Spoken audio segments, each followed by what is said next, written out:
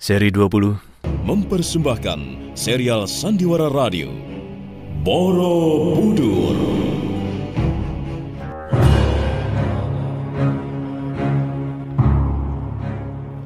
Ketika Arawinda Nareswari dan pamannya, Pendeta Sadubudi, tengah asik berbincang-bincang, tak jauh dari tempat itu, di balik rimbunnya semak-semak liar yang senyap, mengintai sebuah bayangan perempuan, Biung Sinom.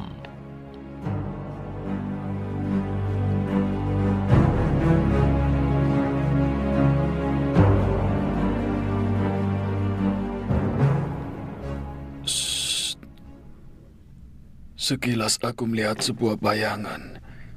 Pasti ada yang sedang mengintai kita. Di mana? Di seberang jalan. Di balik rimbunan belukar yang lebat itu. Coba, kamu tunggu di sini sebentar. Aku mau lihat. Jangan kemana-mana. Hati-hati, Paman.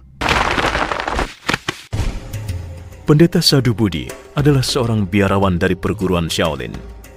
Itulah mengapa kepalanya dicukur plontos dan mengenakan jubah berwarna kuning keemasan. Dengan gerakan ringan tapi mantap, dia meninggalkan serambi. Sebagai pendekar Shaolin yang sudah berpengalaman, nalurinya bisa mencium suatu niat jahat di sekitarnya. Dia menengok kiri kanan, mengamati bayangan yang dicurigai, yang bergerak menjauh dalam bias cahaya langit malam.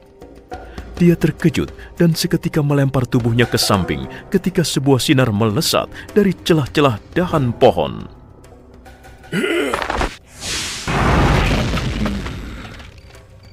Benar dugaanku.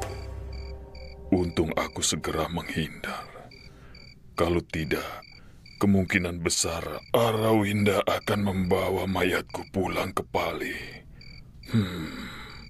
Orang itu punya daya kesaktian yang tinggi.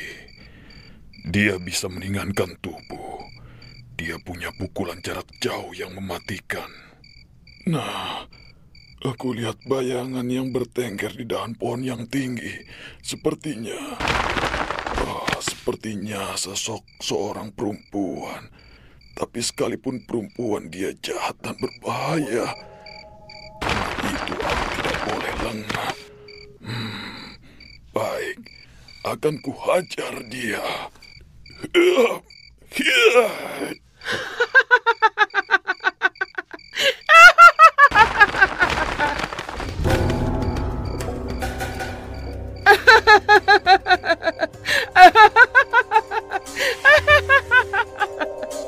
Dengan ilmunya sebagai pendekar Shaolin, Pendeta Sadubudi berlompatan di dahan-dahan pohon, berusaha mengejar bayangan yang tak lain adalah Biung Sinom.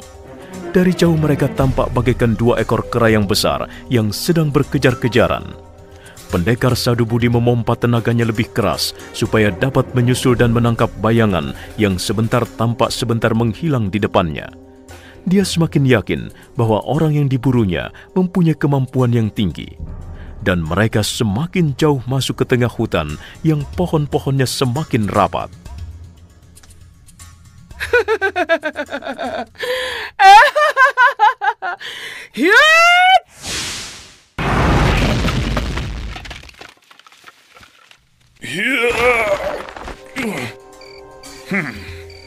Kurang ajar.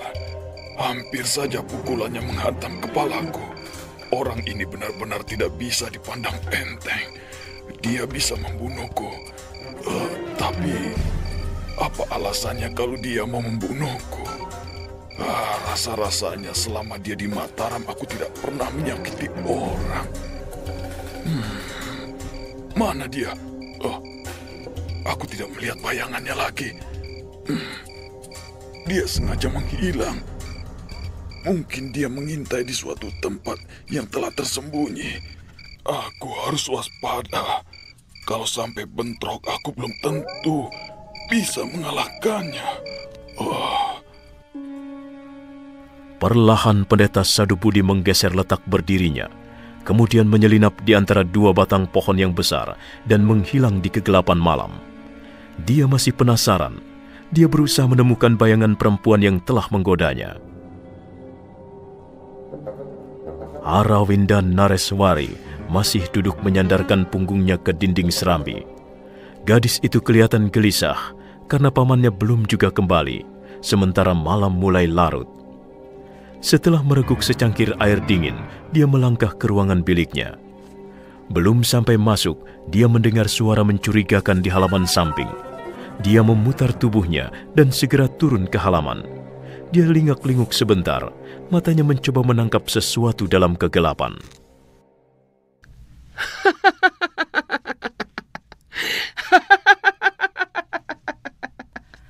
Hei, siapa kamu? Coba keluar dari situ, supaya aku dapat mengenali wajahmu. Hei, apa maksudmu bersembunyi di situ? Mengapa kau diam saja? Kau punya niat jahat padaku?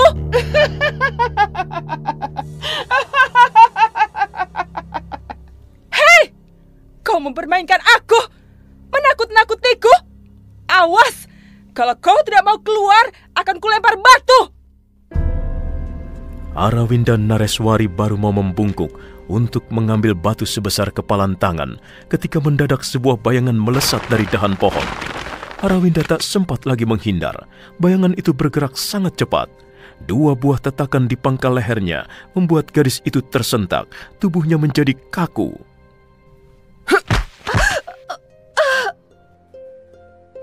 Pendeta Sadubudi masih berusaha menemukan bayangan sosok perempuan yang membuatnya penasaran.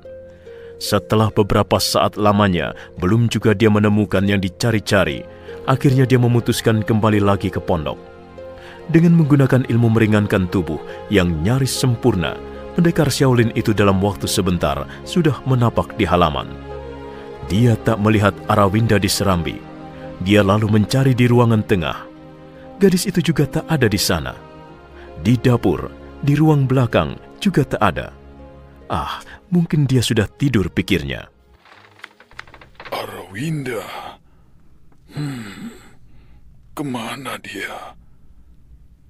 Arawinda. Arawinda.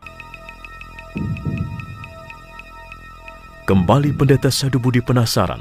Kali ini ponakannya sendiri yang membuatnya penasaran. Dia lari ke serambi, ke halaman samping, halaman belakang. Tapi gadis cantik itu tak ditemukan juga. Lenyap bagaikan ditelan bumi. Akhirnya dia menyadari bahwa dia telah tertipu.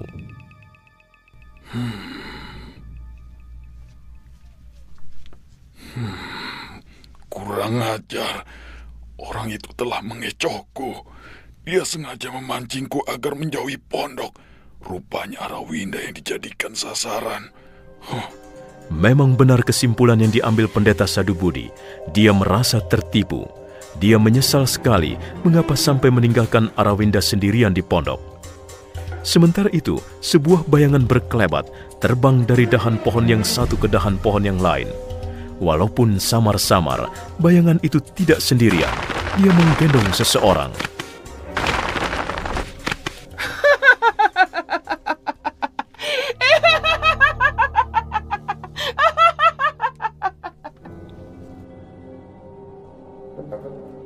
Bayangan itu yang tak lain adalah Byung Sinom, meletakkan korbannya di atas rumput yang tebal.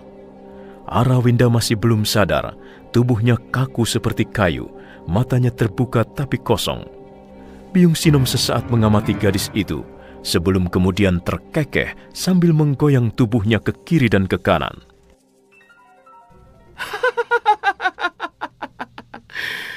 Kamu kena sekarang. Pamanmu, pendeta botak itu bisa kutipu mentah-mentah. Kamu kena sekarang. Bagus. Bagus, aku puas. Dan aku punya rencana untukmu. Anak manis, semua orang pasti terkejut setelah melihat rencanaku ini berjalan mulus. Termasuk pendeta kepala pelontos itu. Termasuk Gunadarma, laki-laki tampan yang kamu sukai. Masih ada waktu sedikit. Aku mau istirahat sebentar. Besok baru kita akan membuat orang-orang Kamulan kalang kabut.